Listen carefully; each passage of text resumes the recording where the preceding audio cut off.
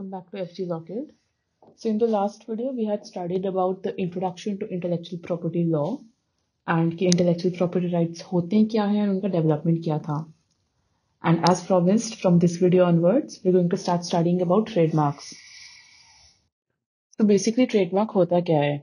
Simple सरल भाषा में ट्रेडमार्क एक यूनिक नेम है, टैग है, लोगो है या फिर एक स्लोगन है जो किसी के बिजनेस या ब्रांड का एंड उसके प्रोडक्ट्स को रिप्रेजेंट करने के लिए यूज किया जाता है. सो फॉर एग्जाम्पल अपन यहाँ पे देख रहे हैं कोक की बॉटल है, तो इस शेप की अपने को कहीं पे भी बॉटल दिखती है, वी नो कि ये कोका कोला की बॉटल है.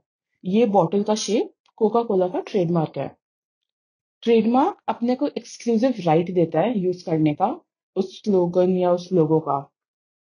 तो ट्रेडमार्क को रजिस्टर करना इज नॉट मैंडेटरी. जरूरी नहीं कि अपन उसको रजिस्टर करें, बट अगर उसको अपन रजिस्टर करते हैं, अपनी राइट क्रिस्टलाइज हो जाती है कि अपनी जो राइट्स है ना वो पेन पेपर पे अपने पास आ जाती है. तो कभी इन्फ्रिंजमेंट होता है तो अपने को बस वो पेपर दिखाना होता है कि देखो ये मेरा ट्रेडमार्क है, रजिस्टर्ड है. इसलिए it is always advisable to register your trademark. अभी नेक्स्ट स्लाइड पे बस मेरे पास कुछ एग्जाम्पल हैं ट्रेडमार्क्स के. जैसे कि ये देखिए, ये सारे अलग अलग ब्रांड्स के लोगोज हैं and we quite familiar with बहुत सारे. अपन ने नेस्ले का देखा है, केलॉग्स का देखा है, मैगी का देखा है. तो ये सब ट्रेडमार्क्स हैं, ये सब लोगोज हैं. अपन ये ट्रेडमार्क कहीं पे देखते हैं, अपन देखते हैं कि यार कहीं पे नेस्ले लिखा है तो अपने को पता है कि ये नेस्ले ब्रांड का ही चॉकलेट है, उसके उस ब्रांड का खाना है, वट एवर. तो ये होते हैं ट्रेडमार्क्स. अब मूविंग फॉरवर्ड अपन देखते हैं कि स्टैट्यूटरी डेफिनेशंस क्या हैं. तो अभी इंडिया में the act that is followed for trademark is the trademark act of 1999. तो उस डेफिनेशन में अपन कुछ छोटे छोटे डेफिनेशंस देखते हैं, the ones that are important for us. तो section 2 has definitions. Section 2 sub clause M defines a mark. Mark सरल भाषा में बेसिकली एक ब्रांड का हेडिंग है, लेबल है या कुछ नाम कुछ नंबर्स है जो अपने को दिख जाता है, something that is graphically represented, जो ड्राइंग के फॉर्मेट में या फिर किसी आर्टिस्टिक फॉर्मेट में अपने को दिख जाता है, वो होता है mark. Then section 2 clause 1 subclause ZB defines a trademark. The question कभी भी आता है कि ट्रेडमार्क्स क्या होता है, तो ये सेक्शन याद करना कि सेक्शन 2 clause 1 subclause ZB इसमें डिफाइंड है ट्रेडमार्क. जरूरी नहीं है कि अपन स्टैट्यूटरी डेफिनेशन लिख के आए, अपन सिंपल सरल भाषा में भी लिख के आ सकते हैं. But if we write the statutory definition there is greater chance of us getting more marks. तो एक बार देख लेते हैं वो क्या कहती है. It says a mark that is capable of being represented graphically and which is capable of distinguishing the goods or services of one person from those of others. Basically वही चीज कि a mark जो अपन graphically जो अपन देख सकते हैं कुछ design format में, which can distinguish, जो डिफरेंशिएट कर सकता है कि ये इस कंपनी का सामान है वर्सेस ये दूसरी कंपनी का सामान है. मूविंग फॉरवर्ड अपन देखते हैं कि गुड्स एंड सर्विसेज क्या होते हैं. Again, definitions are enshrined in section 2. So goods are basically anything जिसको अपन ट्रेड या मैन्युफैक्चर करते हैं. तो anything that we manufacture and we sell could be anything, जैसे कि टेबल हो गया, चेयर हो गया, क्रीम हो गया, कुछ खाने की चीज हो गई. All of that comes under goods.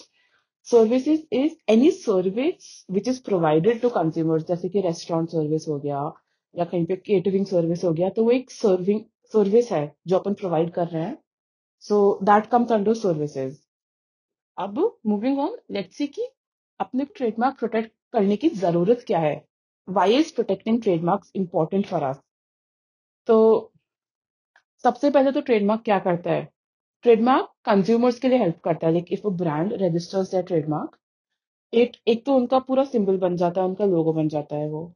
At the same time वो मिनिमाइज करता है कंज्यूमर के सर्च कॉस्ट का.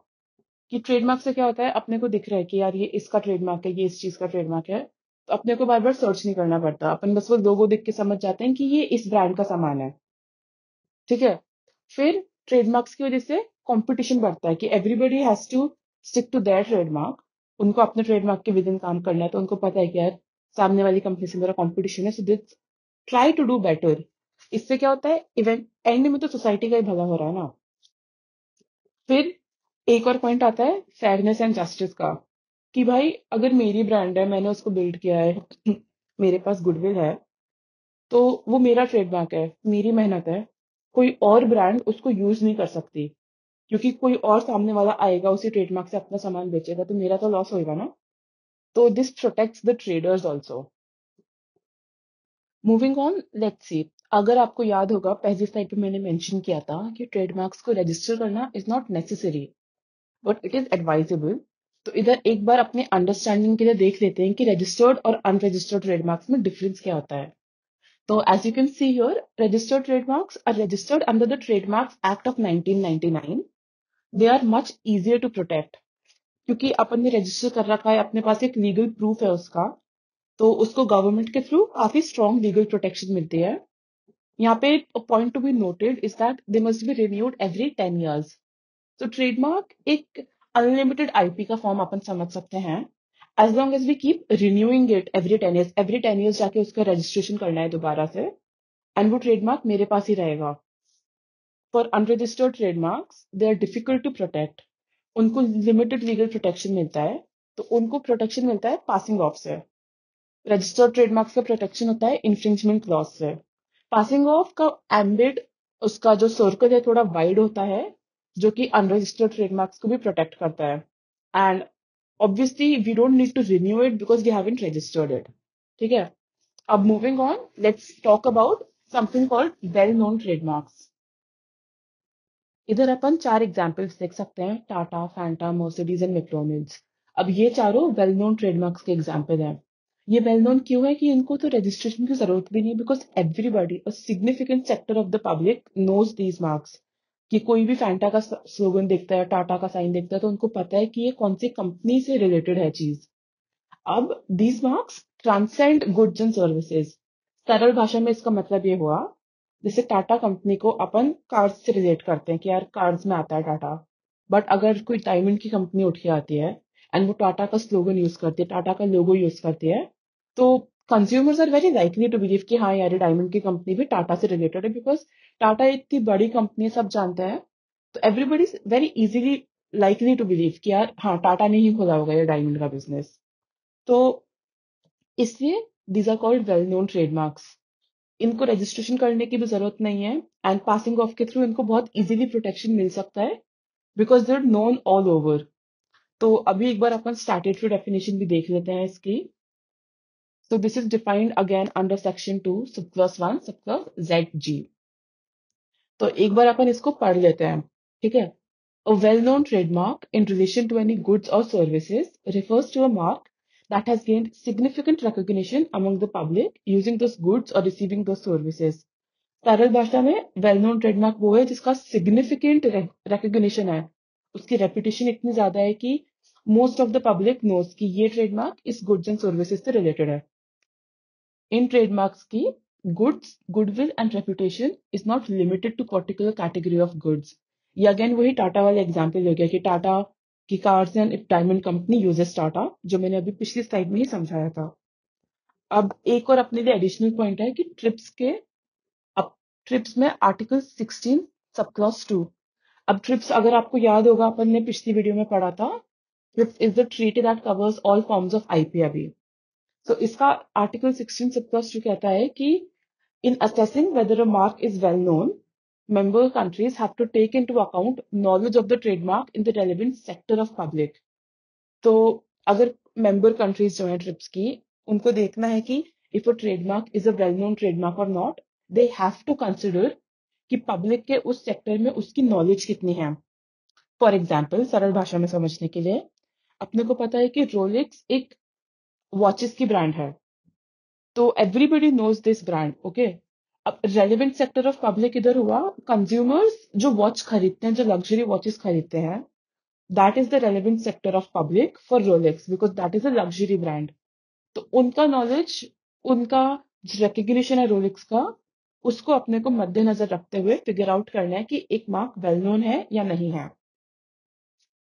अब moving forward, let's look at a couple of cases to understand this concepts better. So the first case we look at is NR Dongre versus Whirlpool corporation.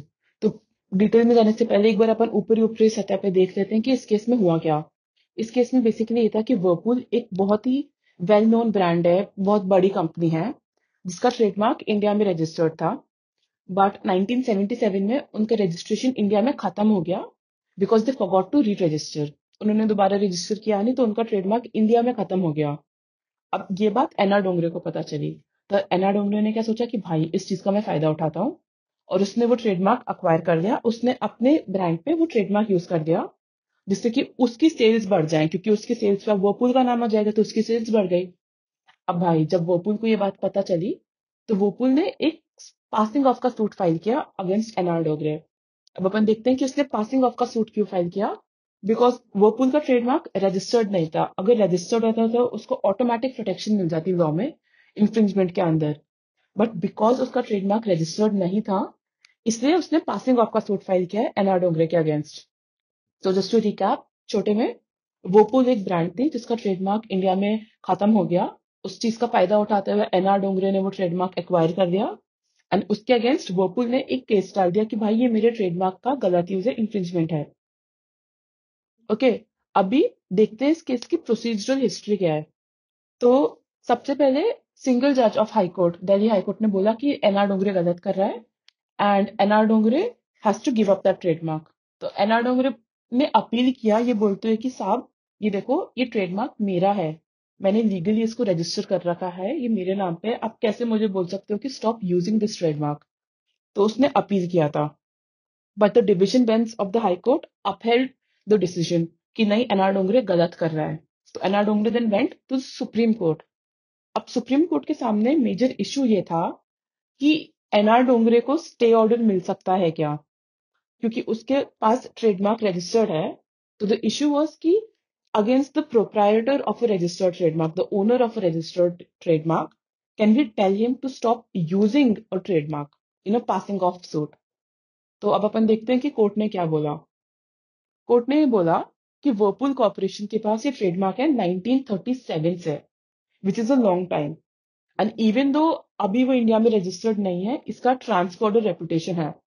All over अलग अलग nations there is goodwill attach to the brand. लोगों को पता है कि Whirlpool का लोगो है, ये वर्लपूल का प्रोडक्ट्स हैं, and because we know this brand तो इनके प्रोडक्ट्स भी अच्छे होंगे। वर्लपूल का इवन इफ लेट्स से कि वर्लपूल के सामान इंडिया में मिलना बंद हो गया था, बट वर्लपूल एक ब्रांड है जो फ्रीक्वेंट थी, बहुत बार एडवर्टीजमेंट्स में आती थी, बहुत सारी इंटरनेशनल मैगजीन्स टीवी पे वर्लपूल के ऐड आते थे, जिससे consumers all over the world को पता था कि भाई वर्लपूल एक कंपनी है जिसकी वॉशिंग मशीन, जिसके इलेक्ट्रॉनिक्स आते हैं। तो फिर अब क्या होता है कि अगर एनआर डोंगरे वर्लपूल का ट्रेडमार्क यूज करता है, तो this will very easily confuse consumers. This will increase the likelihood of confusion and it would be misrepresentation by NR Dongre कि भाई वो वर्लपूल का टैग तो यूज कर रहा है बट उसके पास सामान वर्लपूल का है नहीं। इससे क्या होगा, इससे वर्लपूल कॉर्पोरेशन को डैमेज होएगा, उनकी गुडविल, उनकी रेपुटेशन डैमेज होएगी। यहाँ पे एक अपन पॉइंट देखते हैं अपनी अंडरस्टैंडिंग के लिए कि भाई the consumer is an average man with imperfect memory. Consumer को यार याद नहीं रहेगा कि वर्लपूल है, वर्लपूल अब इंडिया में सेल नहीं होता तो this is probably not Whirlpool का सामान। कंज्यूमर्स इतना सोचते नहीं ना, उनको याद रहेगा। तो इसीलिए सुप्रीम कोर्ट ने अपहेल्ड किया हाई कोर्ट का डिसीजन कि NR Dongre can not use Whirlpool's mark. तो the next case we see is Satyam Infoway versus Sifynet solutions. तो अगेन एक बार अपन समझते हैं कि इस केस में था क्या। छोटा सा केस है, क्लियर कट केस है। केस में सत्यम इन्फोवे एक कंपनी है जिसका एक डोमेन नेम था by the name of Sify. Domain name basically website का नाम था। अब उसी नाम से एक कंपनी बन गई which was the respondent. Company का नाम था सिफीनेट सॉल्यूशंस। तो सत्यम इन्फोवे को जब ये बात पता चली, so they bought a case against Sifynet solutions कि भाई तो हमारा नाम कैसे यूज कर रहा है, ये तो हमारा डोमेन नेम है। अब कोर्ट के पास मेजर इशू ये था कि डोमेन नेम को अपन ट्रेडमार्क प्रोटेक्शन दे सकते हैं क्या। तो कोर्ट का लेट्स सी कि कोर्ट ने क्या बोला। कोर्ट ने बोला कि domain names can be given trademark protection because they are capable of distinguishing the said good और सर्विस। कि डोमेन नेम से भी अपन डिस्टिंग्विश कर सकते हैं कि यार ये गुड, ये सर्विस, ये वेबसाइट इस ब्रांड की है। तो it can be protected through passing of. Again ये पासिंग ऑफ से क्यों प्रोटेक्ट हो रहा है, because this is not a registered trademark. Court ने फर्दर ये भी बोला कि even though trademarks act of 1999 में कहीं पे भी ये वर्ड मेंशन नहीं है कि domain names come under trademark, that does not mean कि डोमेन नेम्स को प्रोटेक्शन नहीं मिल सकती under passing of. moving on, the case we see is Balkrishna Hatcheries versus Nando's International Limited.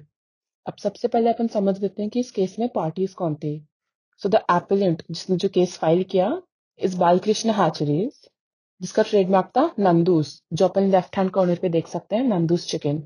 तो ये एक इंडियन कंपनी थी जो फ्रोजन मीट सेल करते थे. अब इधर अपना defendant the respondent is Nando's international, जो कि एक इंटरनेशनल कंपनी है जिसके रेस्टोरेंट आउटलेट्स हैं. ठीक है. तो अब इस केस में हुआ क्या? इस केस में ये हुआ कि नैंडोज इंटरनेशनल ने इंडिया में अपना ट्रेडमार्क रजिस्टर करने के लिए एक एप्लीकेशन डाली. नैंडोज का ट्रेडमार्क अपन राइट हैंड कॉर्नर पे देख सकते हैं. अब जब नंदूस को ये बात पता चली तो नंदूस ने एक केस फाइल कर दिया to stop Nando's from registering their trademark in India, ये बोल के कि ये दोनों मार्क्स काफी सिमिलर हैं, प्लस इन दोनों कंपनीज का जो कंज्यूमर बेस है वो सिमिलर है क्योंकि ये सिमिलर प्रोडक्ट्स सेल करते हैं. अब ये केस कोर्ट में गया तो कोर्ट के पास 3 इश्यूज थे. सबसे पहला इशू वो कि कोर्ट को इंजंक्शन देना चाहिए या फिर नहीं देना चाहिए, कि कोर्ट को नैंडोज इंटरनेशनल को स्टॉप करना है या फिर नहीं करना ट्रेडमार्क यूज करने से. फिर इशू कोर्ट के पास ये था कि is Nandu's and Nando's a similar mark and the goods and services that they provide are they similar और नॉट. ये इश्यूज थे कोर्ट के पास. तब देखते हैं कि कोर्ट ने बोला क्या. कोर्ट ने एक टेस्ट अप्लाई किया जो कि यूके के जजमेंट में आया था. अब ये डेफिनेटली एक एक्स्ट्रा लाइन है इन्फॉर्मेशन की कि यूके के किस जजमेंट में आया था, which is British Sugar versus James Robertson and Sons. इस केस का नाम अगर अपन अपने आंसर शीट में लिख के आते हैं तो डेफिनेटली अपने को थोड़े से एक्स्ट्रा पॉइंट्स मिलेंगे. तब देखते हैं कि ये टेस्ट था क्या. टेस्ट में जो मेजर पॉइंट्स थे वो ये थे कि कोर्ट को पहले देखना था कि the goods and services this companies provides, इनके यूजेस क्या थे. ठीक है. तो नंदूस सेल करता है frozen meat, versus Nando's provide करता है एक सर्विस रेस्टोरेंट की. अब देखेंगे कि इनके यूजर्स क्या हैं इन दोनों गुड्स एंड सर्विसेज के. तो नंदूस किसको टारगेट करता है? नंदूस टारगेट करता है उस सेगमेंट पब्लिक का जो कि खाना खरीदता है और बनाता है घर पे, जबकि नैंडोस उस सेगमेंट को टारगेट करता है जो कि बाहर खाना खाना पसंद करते हैं. तो दोनों का कंज्यूमर बेस डिफरेंट है इधर. फिर देखेंगे तो physical nature of the goods and services की गुड्स एंड सर्विसेज में क्या डिफरेंस है. तो ऑब्वियसली जो फ्रोजन मीट्स हैं they are very different from restaurant services. Moving forward, we will look at the court looked at the trade channels through which these services reach the market, कि कहाँ से ये products consumers के पास पहुंच रहा है. तो नंदूस जो फ्रोजन मीट बेचता है वो अपना product cold storage and super markets के थ्रू बेचता है, वेराज नंदोज इंटरनेशनल उसका खाना आता है उसके मेन्यू से उसके रेस्टोरेंट्स में. तो इनका ट्रेड चैनल भी काफी डिफरेंट है. कोर्ट ने फिर ये देखा कि दोनों गुड्स सुपरमार्केट्स में मिलने वाले थे क्या सेम शेल्फ पे. तो अपन इधर समझ सकते हैं इजीली कि दोनों गुड्स, लेट्स से अगर नैंडोज फूड भी सर्व करता है सेल करता है तो वो एक साथ तो रखे हुए नहीं होंगे सुपरमार्केट में कहीं पे भी. अपन देखते हैं ना कि फ्रोजन फूड कहीं और रखा होता है और बाकी खाने की चीजें कहीं और रखी होती है. तो ये भी कोर्ट ने डिटरमाइन किया कि इस चीज से भी कंफ्यूजन होना इज नॉट लाइकली, कि इस चीज से कंफ्यूजन नहीं होगा क्रिएट. अब ये देखेंगे कि extent to which these services were competitive. अब इधर कोर्ट ने देखा कि is there a likelihood of confusion, कि कंपटीशन है क्या. तो इधर कोर्ट बोला कि frozen meat is not in competition with restaurant services. ठीक है. अब अपन ने जब ये टेस्ट समझ लिया है तो अपने अंडरस्टैंडिंग के लिए अपन ये देख सकते हैं कि नैंडोज एंड नंदूज मार्क्स है देर फोनेटिकली सिमिलर, कि साउंड करने में वो दोनों सेम करते हैं, कि जिस तरीके से अपन उनको बोलते हैं तो उनका साउंड इज काफी सिमिलर. ठीक है. बट इधर अपन देखते हैं कि नैंडोज एक स्टैब्लिश्ड ब्रांड है, इंटरनेशनल ब्रांड है. तो इसको किसी और मार्क को एक्सप्लॉइट करने की जरूरत है नहीं, इसको नंदूज का मार्क लेने की जरूरत है नहीं, उसका ऑलरेडी एक ब्रांड सेटअप है एंड डिस्टिंक्टिवनेस है. दोनों trademarks are different, inherently different. एक नैंडोज है एक नंदूज है. ठीक है. एंड अनफेयर एडवांटेज वाला पॉइंट अपन देखते हैं कि Nando's again does not need Nandu's का trademark to sell its products and their goods and services are also dissimilar, they are not similar. तो कोई अनफेयर एडवांटेज भी नैंडोज नहीं दे रहा है नंदूज चिकन का. तो इस सब को देखते हुए कोर्ट ने बोला कि ना तो गुड सिमिलर है, ना कंपटीशन है, ना ही अनफेयर एडवांटेज आ रहा है, एंड कंज्यूमर्स भी कंफ्यूज नहीं होंगे। तो हेंस नंदूस चिकन की किसी भी राइट को इन्फ्रिंजमेंट नहीं हुआ है एंड नंदोज इंटरनेशनल अपना ट्रेडमार्क इंडिया में रजिस्टर कर सकता है। तो ये अपना हो गया Balkrishna hatcheries versus Nando's international. अब इस वीडियो में अपन एक लास्ट केस और देखेंगे, वो है Health and Glow Retailing. So the case is Health and Glow Retailing versus Dhiren Krishna Paul.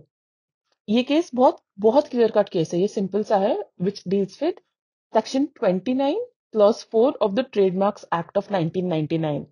एक बार अपन देख सकते हैं कि सेक्शन 29(4) बोलता क्या है। इट बेसिकली टॉक्स की एक रजिस्टर्ड ट्रेडमार्क इन्फ्रिंज कब होता है।